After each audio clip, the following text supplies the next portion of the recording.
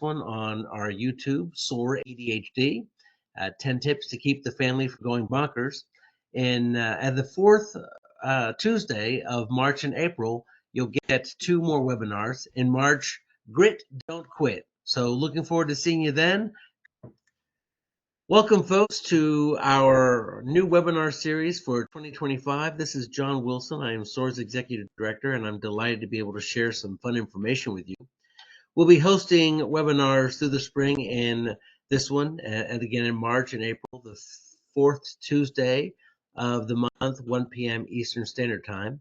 Upon conclusion of the webinar, they will be posted to our YouTube site, SOAR ADHD. But today I want to talk about 10 tips to keep the family from going bonkers. You see, what we have found is that there are certain strategies that come into play that allow us to be a little more successful. And so we're going to go over those now. The first is always make sure that you are ensuring consistency between adults. Discuss in advance how to handle difficult situations. Two of my little figures here, both are trying to steer and they're fighting against each other. Does that ever happen to you at home? That the adults or the it could be teachers and parents, it could be two parents, and you just can't seem to agree on the path. Don't allow children to divide and conquer. They love to do that. And to be perfectly frank, it's incredibly manipulative. And so make sure you call them on that behavior. Present a unified front. And if you disagree with each other, for goodness sakes, do it in private. Come to consensus and find a way and a path forward so that you can steer that ship correctly. All right. I think it's really incredible to outline responsibilities with roles and rotate on a regular schedule. SOAR kids have roles every day, and this is a bit of a modification of those roles. You've got the Yoda, the leader for the day, the chef who gets to cook the food, Captain Planet who makes sure they're keeping the living areas clean, Scrubby does the dishes, Jester keeps things fun, the Scribe takes pictures and kind of maybe does a family journal, and then you can mix and match those and figure out what works for your family, but make sure that you've got some kind of structure. Because the families that actually are able to focus and deal with routine more effectively, so much positive aspects of parenting and familial relationships stem from that. The thing that we do a lot together is every day, we try and eat together as a family. And so if we've got a routine and structure for the way we do meals, that can be incredibly effective. All right. So aspects to creating routine. Do you have a morning routine? Are things by the door? The least amount of things that need to happen as possible happen in the morning because mornings can be really difficult. Do you have a structure for meals? Is there a nighttime or bedtime and sleep hygiene schedule? Do you have a way that you have focused and looked ahead to make sure that you can plan and pick the activities that you're going to do? All of those require structure.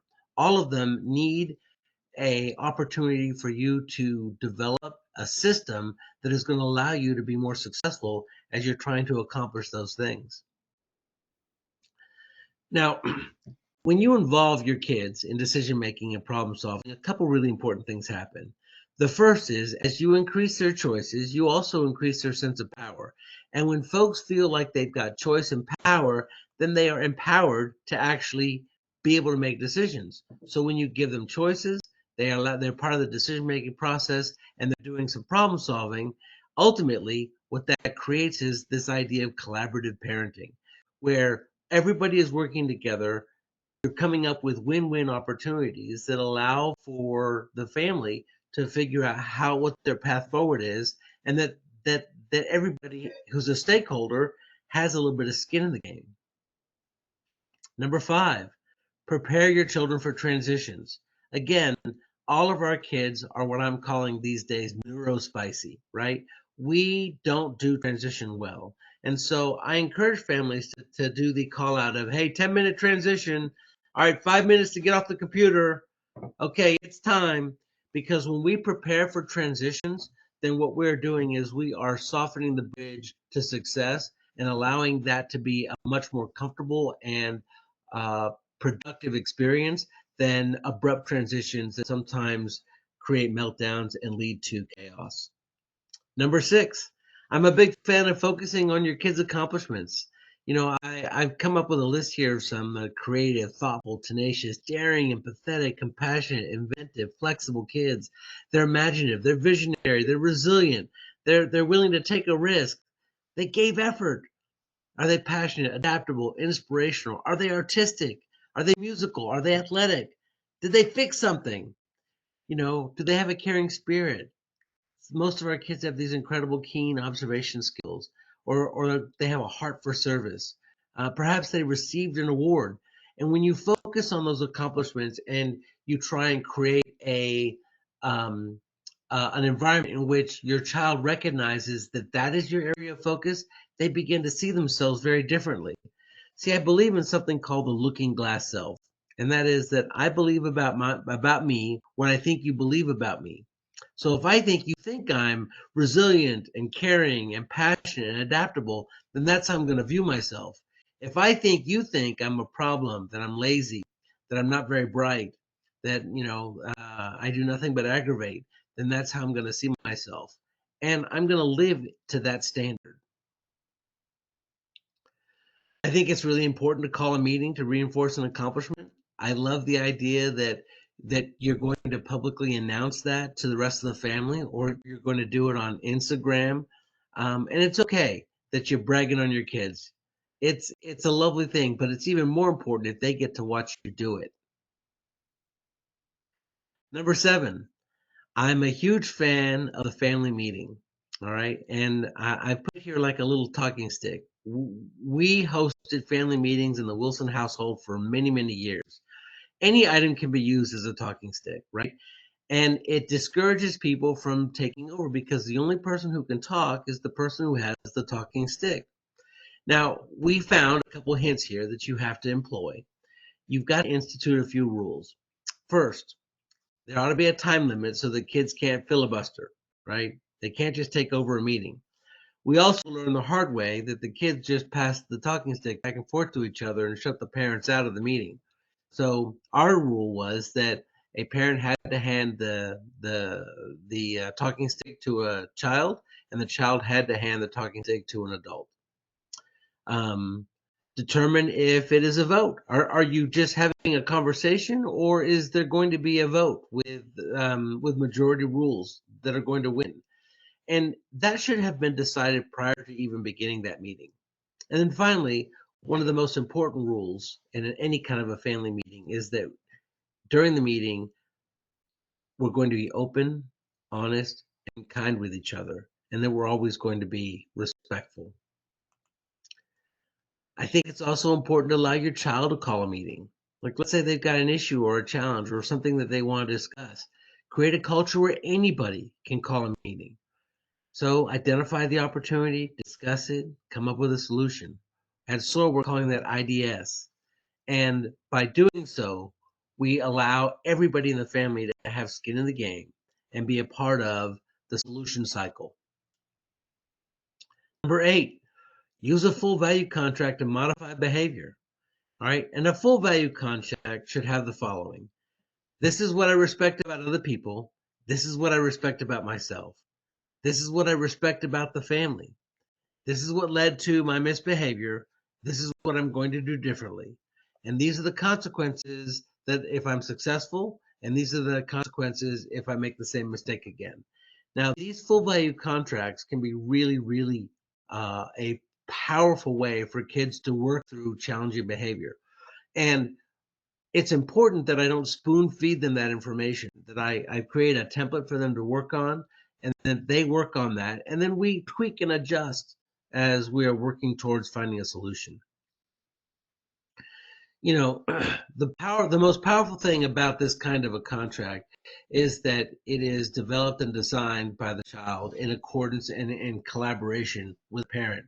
And then once they've written it out, everybody signs it, right? Because invariably they're either going to be successful, and that'll lead to a big family meeting where you talk about how incredible their success was and what they accomplished, or it's going to lead to another meeting between you and that child to talk about what happened. Okay, well, this was the consequence that you had established, and this was the path forward that you had indicated you agreed to, that you thought would be successful. let's go ahead and do that. And let's discuss why that didn't work and what can we do differently next time. And if you will simply keep going back to this idea of the full value contract and modified behavior and keep looking at it and tweaking it and examining it, eventually your kids are going to happen upon something that is going to work, whether that's because they're sick and tired of having these meetings or because they're having a chance to really kind of explore what does work, what doesn't work, and do so in a way that is facilitated by parents without any sense of extra eye rolls or exasperation or raised voices. It's a powerful way to help kids learn how to both self-regulate and self-advocate. All right, number 9. All right, time goals. One of the questions that we ask SOAR kids all the time is, okay, what's the time goal on this? What time do we have to be get the cabin cleaned by? What time do we have to be in the van? What time are we planning on getting to the campsite? And when you set time goals and work towards those time goals, then it absolutely helps kind of keep you on track. It's like an extra little component of executive function that is at play. And then having somebody announce, okay, here we are. This is how much time is left. It kind of goes back to that whole idea of transitions, as well as keeping folks on task and focused. You see, these sort of external controls can work really well for us as we are trying to create a dynamic that allows us to move forward in a really thoughtful way as we're trying to accomplish a goal. And, like SMART goals, all right, it has to be realistic and there has to be a set time to completion. And so, for instance, we want to make sure that dinner is ready by 6:30. All right, and there's a lot that goes into making sure that that time is done. And if we miss a time goal, then that's not the end of the world. We just simply say, hey, what's the new time goal? Because having a time goal really does act as a guide rail to making sure that we can try and accomplish things on a timely basis, as it were. And then the last one, again, I'm also a huge fan of something called the family constitution. And what's different about this in the contract is this is the family determining together what the basic rules of the family are going to be. And so prior to doing a family constitution, your partner and you should discuss what are the non-negotiables. And this is the same if there's two households. If you've got divorced parents, and the two partners determine in advance what the non-negotiables are going to be in both homes, so that there's some consistency for the kids. All right. Then you kind of outline what are the duties and responsibilities. What are the different things that are expected of kids and of parents in each of the households. All right. How are you going to run family meetings? And we've talked a little bit about that, what the rules of those are going to be.